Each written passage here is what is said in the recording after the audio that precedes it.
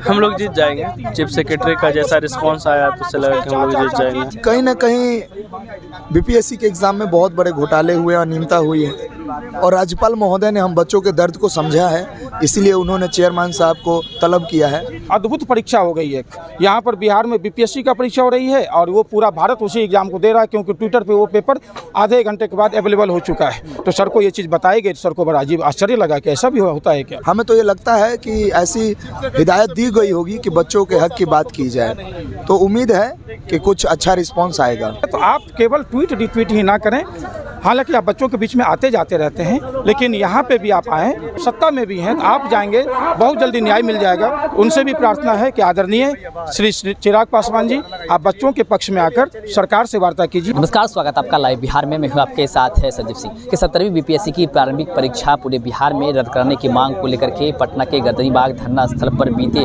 14 दिनों से तमाम जो अभ्यर्थी है वो धरना पे बैठे हैं, अमर अनशन पे बैठे हैं। और देखिए बीते दिनों जो है मुख्य सचिव से भी छात्रों का एक डेलीगेशन ने मुलाकात किया था, साथ ही साथ चेयरमैन जो है वो कल राज्यपाल से भी मुलाकात किए थे। और आपको बता दें कि 4 जनवरी वो तिथि है जिस दिन फिर से परीक्षा ली जाएगी बापू परीक्षा परिसर में। जिस प्रकार से हंगामा हुआ था और वहाँ की जो परीक्षा स्थगित की गई थी, वह परीक्षा जो है 4 जनवरी को ली जाएगी। और ऐसे में देखिए समय भी बहुत कम है, लेकिन अब तक क्या कुछ हुआ है और आगे छात्र अब क्या करेंगे, तमाम चीज़ को लेकर के जो छात्र हैं उनसे हम सीधे बातचीत करते हैं। देखिए सत्यम जी हैं, लगातार शुरुआत से ही प्रदर्शन पर बैठे हैं, धरना पर बैठे हैं और जो डेलीगेशन गया था वहाँ भी गए थे, मुलाकात किए थे। पहले तो ये क्लियर कर दूं कि अब हम लोग यहाँ सत्याग्रह पर बैठे हुए हैं। अब मैं अनशन पे नहीं हूँ, क्योंकि डॉक्टर के पास गया तो डॉक्टर बोला कि कुछ अब लेते रहिए, तो हल्का हल्का ले रहा हूँ अब, क्योंकि 14 दिन तक भूखे प्यासे नहीं बैठा जा सकता। 4 जनवरी को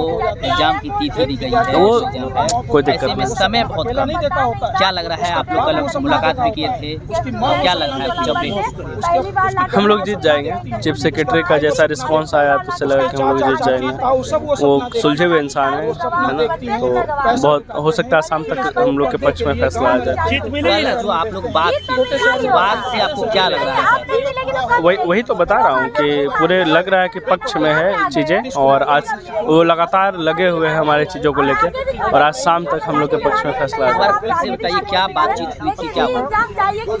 बातचीत हुई बापू परीक्षा परिसर को लेकर, और उन्होंने बार बार वो सबूत मांग रहे थे, तो हम लोगों ने बोला कि सर हम एलिगेशन है हमारे पास, कुछ बच्चे आके बताएं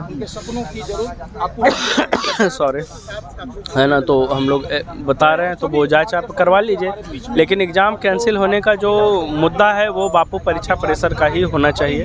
हम लोग उसी के दम पे चाहते हैं कि वो बापू परीक्षा परिसर का कल गवर्नर ने चेयरमैन को भी बुलाया था, अभी बातचीत हुई? हाँ देखिए, गवर्नर साहब तो अभी कल ज्वाइन ही कर रहे थे, है ना, तो गवर्नर साहब से अभी तो उम्मीद थोड़ा कम ही कर सकते हैं, क्योंकि इतनी जल्दी वो कोई रिस्पांस करे।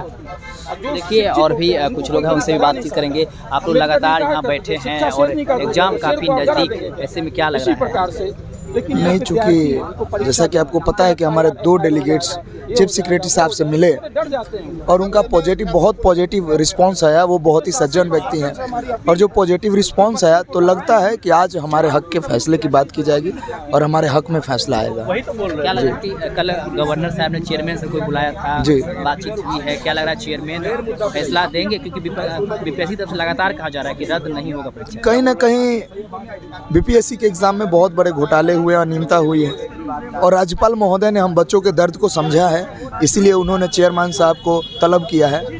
और हमें तो ये लगता है कि ऐसी हिदायत दी गई होगी कि बच्चों के हक की बात की जाए, तो उम्मीद है कि कुछ अच्छा रिस्पांस आएगा। जी उम्मीद है, देखिए उम्मीद लगाए बैठे हैं, कह रहे उम्मीद है कि कुछ अच्छा रिस्पांस मिलेगा। देखिए और भी कुछ लोग हैं, उससे बात करें। कल जो है गवर्नर साहब ने मुलाकात की चेयरमैन से, अभी क्या कुछ अपडेट है?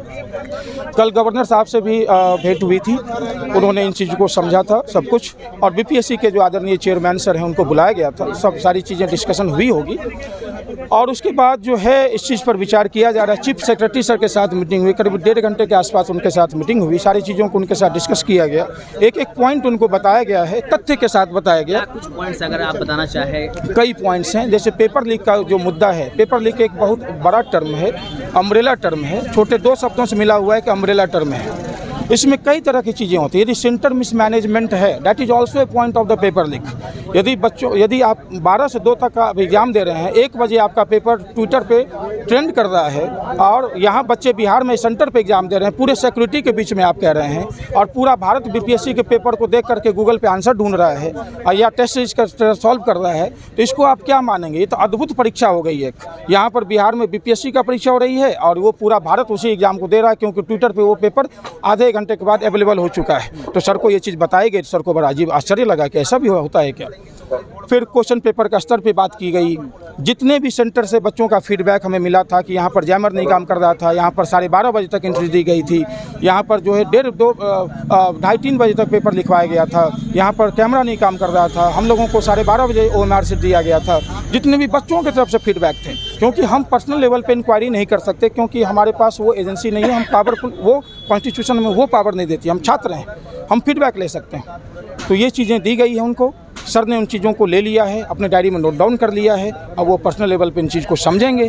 पेपर में जो व्यापक आप इस बार के प्रश्न पत्र के जो स्तर को आप देख सकते हैं, with due to all respect to the people who are preparing for the railway, who are preparing for the police और the clerical examination, they are also the part of this nation. लेकिन जो BPSC के examination है, ये एक examination है आपको commission level पे, जहाँ पे आप ब्यूरोक्रेट बनते हैं, जहाँ पे आपको सोचना पड़ता है, राइट। आप केवल ऑर्डर फॉलो नहीं करते हैं कि लाठी बरसा दो बच्चों पे, आप जाके लाठी बरसा के आ गए तुरंत। ये नहीं सोचे कि वो बच्चा है, अहिंसात्मक भाव से खड़ा है, हाथों में किताब है, एक हाथ में झंडा है, और आप पानी बरसा करके इस ठंडी में धड़ाधड़ लाठी चलाए जा रहे हैं उन पर। मानते हैं कि आपको लॉ एंड ऑर्डर फॉलो करना पड़ता है, मैनेजमेंट देखना पड़ता है, लेकिन ब्यूरोक्रेसी में जब आप जाते हैं तो आपका सबसे ज़्यादा महत्वपूर्ण होता है डिसीजन मेकिंग। और डिसीजन मेकिंग के लिए चाहिए कि आप कितने एनालिटिकल सोच रखते हैं। और जिस स्तर से इन्होंने प्रश्न पूछा है, तो उसमें मुझे नहीं लगता कहीं पे एनालॉजी हो गया, एनालिटिकल स्किल हो गया, थिंकिंग स्किल कहीं पे यूज आ रहा। ये सर नहीं माना है, जो आदरणीय चीफ सेक्रेटरी सर हैं, उन्होंने खुद ही देखा कि यार इसका तो कोई स्तर ही नहीं है प्रश्न का। और वो पटना साहिब वाला जो प्रश्न है, उसको देख के हंसने लगे वो कि ये कौन सा प्रश्न है। ऐसे कई प्रश्नों को सर को दिखाया गया है। कई डिस्प्यूटेड क्वेश्चन जो इस बार होंगे, 20-22 क्वेश्चन तो डिस्प्यूटेड हैं, आंसर कुछ भी हो सकता है।